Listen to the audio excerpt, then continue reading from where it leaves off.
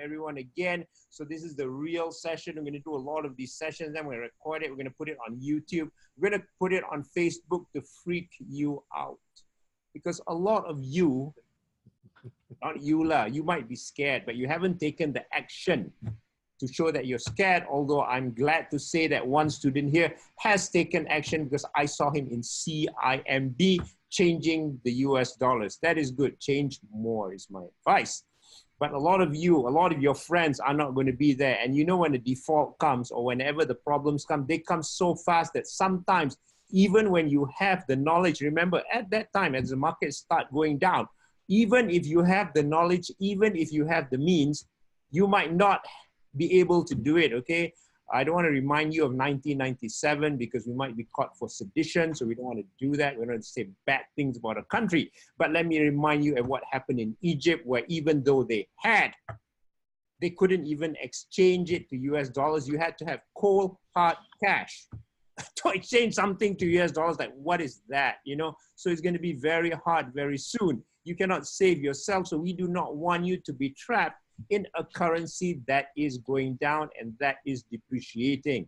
And this is very, very important because you look at the market signs now, it really looks like it is going to go down. Okay, just look at the S&P 500, compare it back to 2008. What is the trigger? I do not know, but I know what I see is the first round of the head and shoulders. And if we bring back to 2008, I will remind Johan on this, because you guys got to remember that 2008 was first caused by the housing loan issue, right? Countrywide financial bankrupt. That was the first round of the S&P. Now that opened up a can of worms, which led to collateralized debt obligations. And then we had the bust up of Bear Stearns and Lehman Brothers and Citi also and all that. AIG, right? AIG couldn't pay the CDOs that it was insuring. So what I'm saying is now you just saw the first part. This thing could lead up to other things. Again, we do not know if the yellow vest now is going to give rise to a lot of bank defaults. Look, the bank default is not going to bring the thing down, but the bank defaults will expose a lot of other things. Maybe a lot of bad debts, maybe another version of CDOs that have very bad debt. And that is what is going to cause the next financial collapse, and it's going to be fast. It's going to be fast. Okay, yes, Johan, yes, you can talk now. Okay. Yeah. So, hi to everybody. I hope everybody is fine. And I'm here in Belgium for the moment. I'm in Europe, and I've been traveling Thank you. here and there. And today, what I really want to talk to you is something that I've not seen much in the media around the globe. And this is something that is of very high interest to all of you guys. And the point is, I found a relationship between internet, crypto, Awesome. and the yellow vest. Awesome. So the success of the yellow vest is really based on that. I don't know if you call it a theory or about the technology. It's been there in the world since human was there, but it's something that we've recently rediscovered. And the keyword here, and once I say the keyword, you will understand exactly. You will put all the dots and the line between the dots together. And the keyword here, what is really, what is the same in internet, crypto, and yellow vest? What is the undercurrent that is similar to the three? And the keyword is simply decentralization. Can you record now? Can you? It's really decentralization, yeah. And if you look, internet was born. It's actually born through the military, and it was made in a way that if any base is out, communication would still be there because it's decentralized. So come back to the crypto, it's decentralized. And so that's very interesting because if it's decentralized, then there is nobody to hold, nobody to go for. And the Yellow Vest has been using very cleverly this decentralization. There is no official leader. There is no, who are you going to say, now you stop, do that, or I'll put you in jail? There's nobody. There's a few representatives that has been going to the jail in and out within 24 hours, but they call themselves spokespeople. So they're not really representative. They just spokespeople for the Yellow Vests. And so this is, and I think we've talked about that, this is incredible because how to negotiate with nobody. Correct. It's impossible. It's impossible. And so currently, what I've learned and what we can learn from yesterday, which was, it's called Act 9, meaning it's the 9th time they went on. Yes, what happened? I heard a lot of news from Paris. But there's some in Paris. But you're right. They don't seem to realize there's a lot of things happening in the small towns. I didn't see a report in the small town. I only saw it in Paris. Yeah, it's actually more. There's more trouble in the small town because the vast majority of these Yellow Vest people, they are from small town, and I'm from a small town, so I understand what they're talking about. And what's interesting, so the word decentralization, it's very important because nobody to talk to, nobody to say you can't do that, nobody to put in jail, nobody to discuss. And whatever you do, whatever the government has done until now has failed. I mean, Macron gave 10 billion within a few minutes. They say, well, that's not enough. And of course, that's not enough. People are only now, and maybe that's the subject of another episode here, they're only starting to realize that what is happening now in France, in Belgium, in Germany, is the result of what's happened in the last 30, 40 years. And that's the result of political choices. And I mean, there is for me, there is a one big thing in the world. You take a map of unemployment in Belgium, and that's a political map. That's it. I'll show you the map next time. Next time I'll show you the map. It's very interesting. And so that's also one of the reasons why the Yellow Vest is very successful in France, very successful in south of Belgium, but not as successful in other parts of the world yet. I see. So it's really not, it's really on a political map now. So, well, if you look at who is on the street, and it's really connected to political choices. Of course, nobody will say that, but how to explain to people now, well, you know, all the things that we've promised you for the last 40 years, well, some of it we promised you to get the votes, yes, and some of it we delivered, but all of it we can't deliver. It's impossible. Correct. So they want the SMIC at 1,000, I don't know, 1,004, 1,005. It's going to be difficult. Who's going to pay for that? They want free this, they want free that, they want, which is fine, but who is going to pay for that? And of course, what are we going to tell these people now that slowly they start to realize, we've been promised so many things, now we want them, and stop reducing our purchasing power. It's all about purchasing power, basically. The Yellow Vest are there because it's just what you call the straw that broke the camel.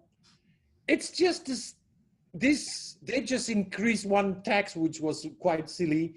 And then that was the straw that broke the camel. They went on the street, and it's going to be very tough now to get them out of the street.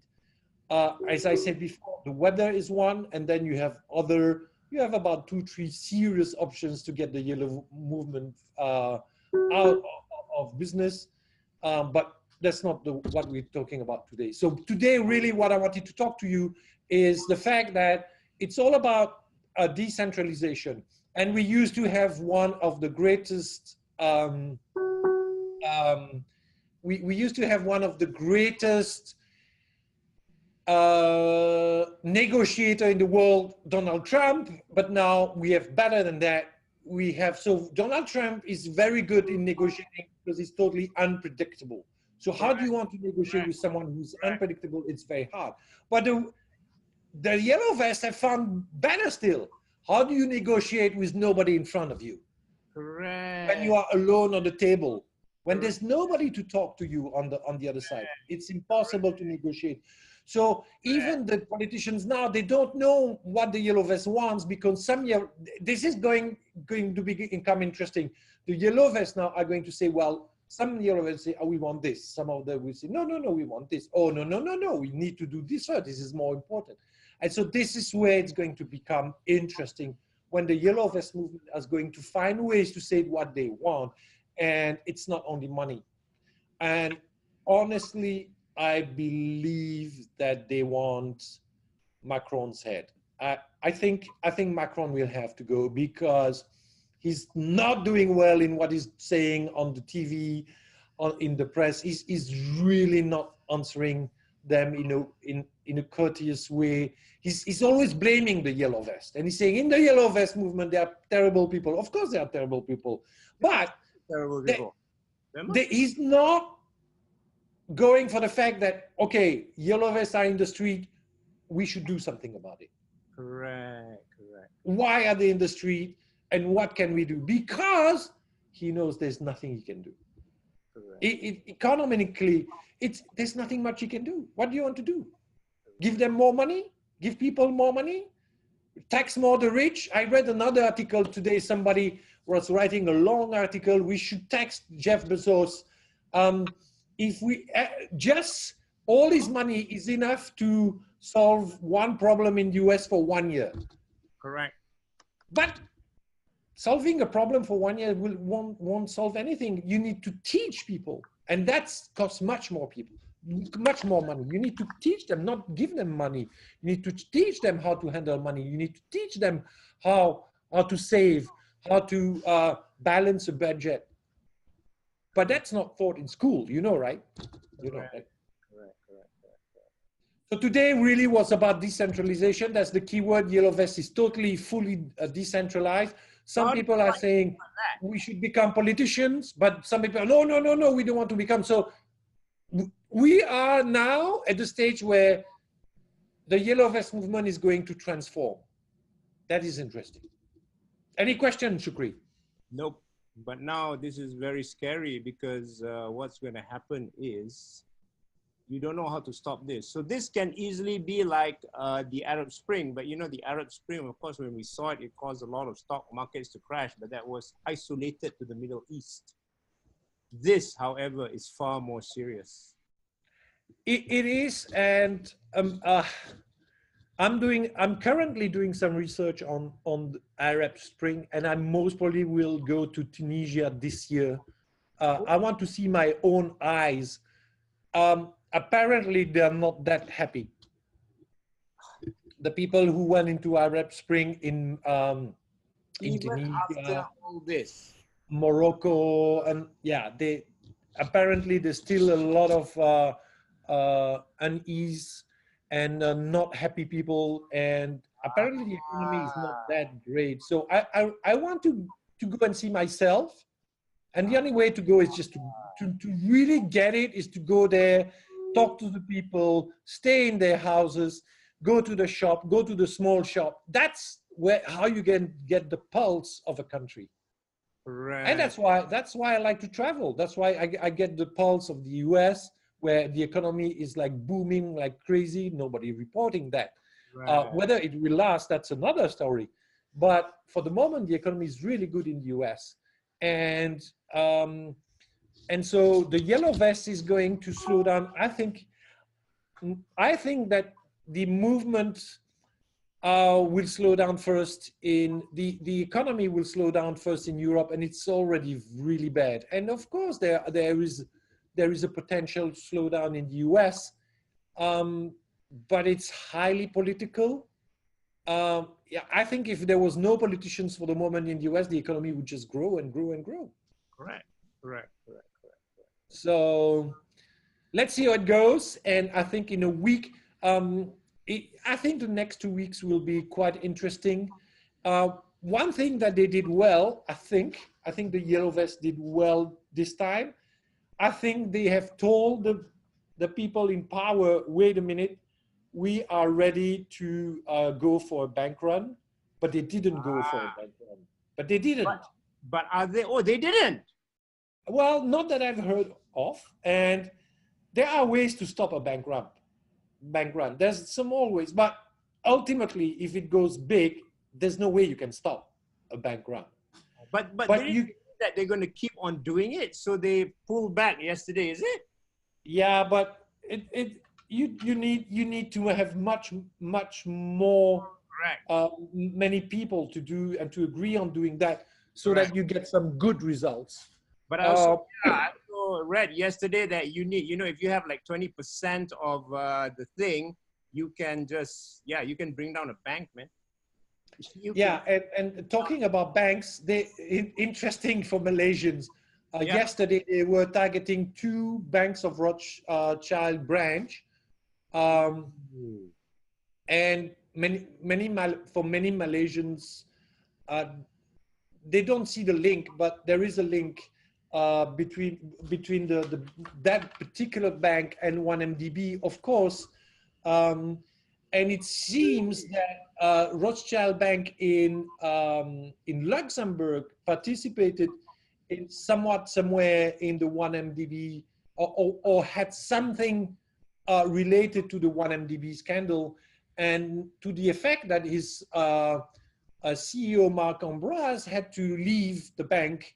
And actually, I think he's been slapped a bit by the financial authority in Luxembourg. I see. So it's interesting. The 1MDB scandal is going to unfold, and it's going to be, I don't know how far they will allow it to unfold, but it's going to be very interesting. Correct. Very interesting. Correct. But I think we should still look for those 4 billion. Actually, 4 billion is a lot, and it's not a lot. But as you know, these $4 billion, right? Correct. They're going to be worth a lot more in a few months. I see. Yeah. So they're going to be worth a lot more. I can save Malaysia, Yeah. So these 4 billion, I think in a few months, people are going to really start looking at those 4 billion. Yes, correct. It's a very interesting perspective. Well, thank you, Shukri. So, guys, do you have any questions for this? Do you have any questions for Johan? So remember that they pulled back. No wonder we didn't see any bank run. But just remember how easy it is for people to cause a bank run. All you need to do is pull out 20% of your money in the bank, because of the fractional reserve system. The bank keeps only a bit in the bank. And if every one of you goes there and withdraws, you don't have to withdraw all. Just withdraw a portion of it. The bank can go down. Now, Shukri, but if you start withdrawing in your bank, you better withdraw all. Yes, correct. That's and the bank might be very, very sound. The bank might be solvent. But the problem is when this happens, I'm not saying that the bank run will bring down the bank. I'm saying that the bank run will expose a lot of funny stuff later that's going to bring down the entire bank. And I think this is where the risk is. Bring down the entire economy, because this is systematic risk. One triggers the next, triggers the next, triggers the next. And we don't know what's down there. We really don't know. It's all being hidden. And we only know when we have problems. And for now, I think the time is very, very near. You can see that, whatever is happening now has happened before. be it in 2008, you saw collateralized debt obligations where they were putting all the subprime together with the prime debt and everything fell like a house of cards. You saw the problem in 1997 where a lot of currencies, including our currencies, were overvalued because of the hot money going in. And when the hot money pulled out, they had to break the peg, and that was it, okay? So 1997 was about the peg. You know, at that time, you guys remember all the Asian currencies were pretty much pegged to the US dollar. Not true now. But then now we have all other problems. So you really have to start looking at all of this now, and you really have to really have to do your homework to avoid the risk, because once it happens, it's going to happen very fast. The thing is, can you take action or not? And that's what I worry about. If you are not ready, if you do not prepare, you might have all the knowledge, but you may not be allowed to take action. I'm just using the recent example of Egypt. Don't be surprised. Okay, and I think I saw just now Najib Razak's page. Hey, the guy is quite good now, you know. So he even gave us this news of where Malaysia, okay, where Malaysia is actually being downgraded or threatened to be downgraded, whether it be from Nomura has already downgraded Malaysian shares, Moody's already given us a warning and all that. So this is quite concerning, okay? This is not very comfortable times. I just, I just hope that when the downturn happens, which it will happen, it doesn't go straight line down. There is time to respond. That's the best I can hope for. I think this is going to happen. So, you know, you guys got to prepare now, and you guys got to accept the fact that it will happen. And of course, I don't know how long the recovery will take, maybe 2 years, maybe 1 year, but the recovery will come. But if you are not there, by the time the recovery comes, you might not be around at all. And that's not what you want to do, okay? So there's a lot of things that unfortunately are happening to this country. And as all governments behave, everyone is, people do not want you to be concerned. My only concern is that when you are concerned, it's too late. I don't know how the Belgium government works, but I know all governments, they never tell the people what's happening, right? It's only when it's too late. Exactly. Which is really not fair, because when it's too late, we can't do anything. You should tell us earlier, then at least we have the option to take action or don't do anything. And when we don't have the option, then this is very bad. I think for Malaysia, the one comfortable thing that we can be grateful for is, at least when the economic tsunami hits, we do have the Prime Minister that is really geared to tackle this problem and bring us out of the recovery, because he's done it before. No doubt the circumstances are different there, but you want to have someone who is experienced and who has done it before with a proven track record. However, I myself am not sure what the recovery plan will be. Okay, any questions from the floor here? Yeah, you can ask now, and you should ask, because we have someone direct here from Europe who is living there and who is living through the experience. And hopefully every week we get updates on what's happening. And then we're going to relate this to Forex every Monday, okay, when I have my Forex show.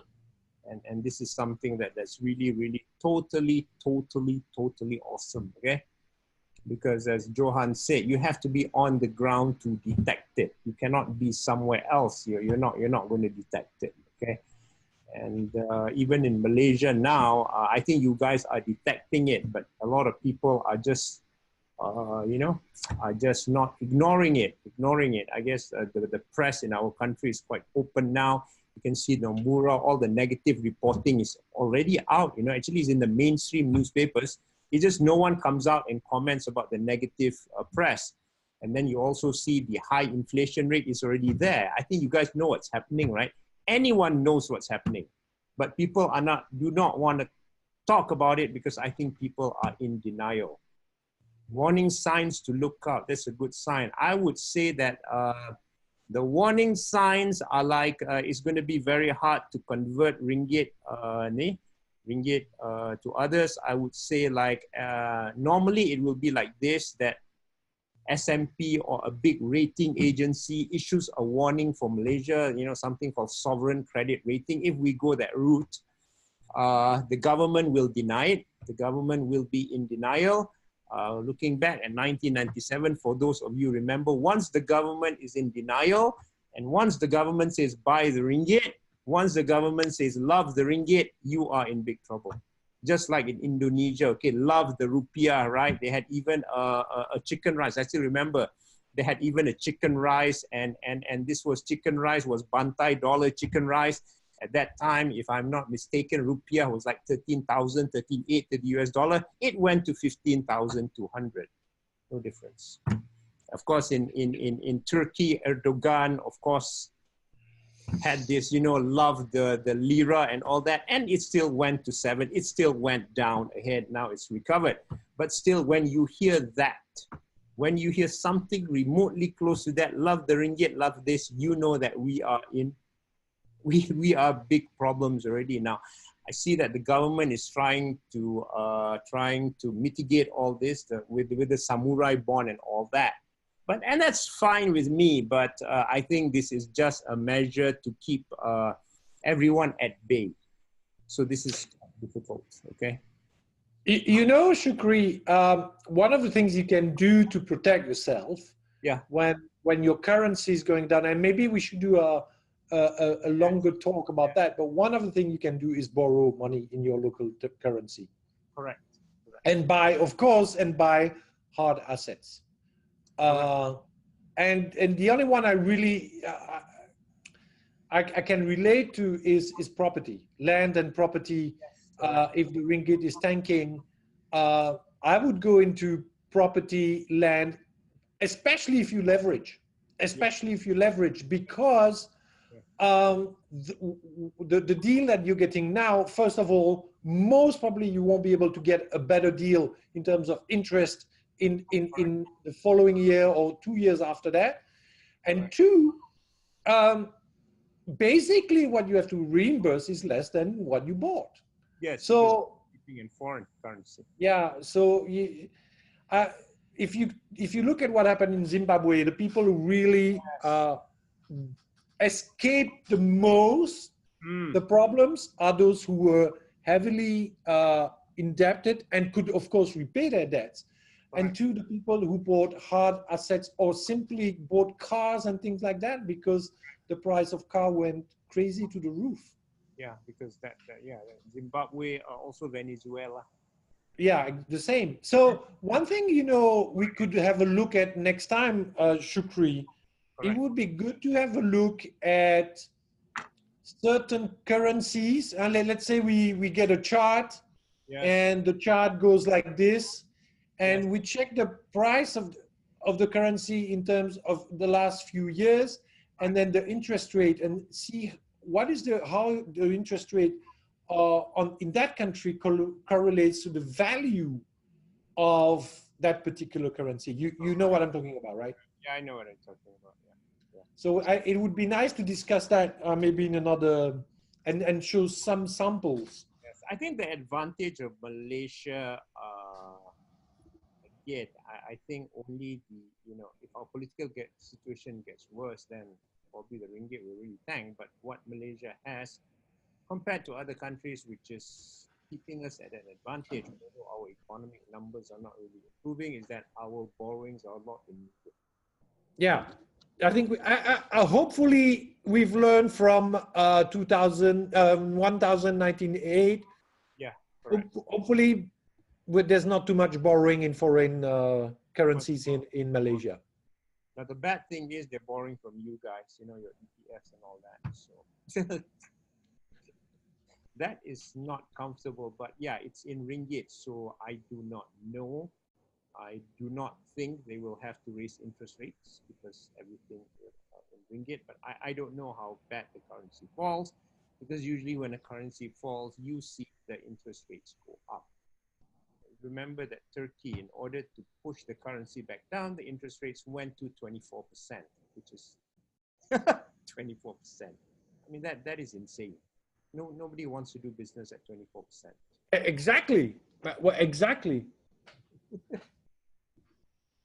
So let's see how we do, you know, and that's where we say that, yeah, maybe it's good that Malaysia didn't overexpand. You know, we really did not overexpand during the past few years because, you know, what we did was a lot of it was financed internally, be it tabung haji or ETF or whatever. That is the goodness now.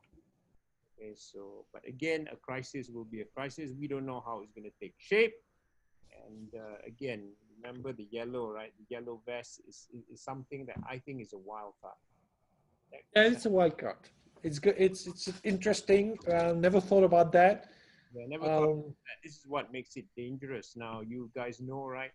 That me and Johan did the Sensei and Johan show. We always said that, you know, in order for this thing to be a crisis, a big country has to be affected. And we didn't know. We thought, you know, like Germany was big, France was too big to fail. And no one thought about the yellow vest. Oh my God, they came from another angle. This is why totally black swan, you know, they came from another angle that no one thought of.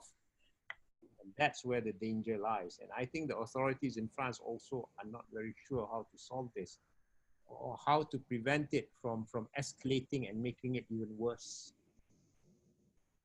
So that's why the next 2 weeks are going to be quite interesting. Number 9 and number 8, number 10 will be the really the interesting time. So thank you very much, Shukri. Thank you very much, guys. Okay, guys, so you just saw it, right? So we're gonna record this on my YouTube channel, and yeah, you can just watch it there. We'll put it out on Facebook also. Just to tell you that, you know, things are changing very fast. There is a black swan coming, and black swan is the yellow vest here.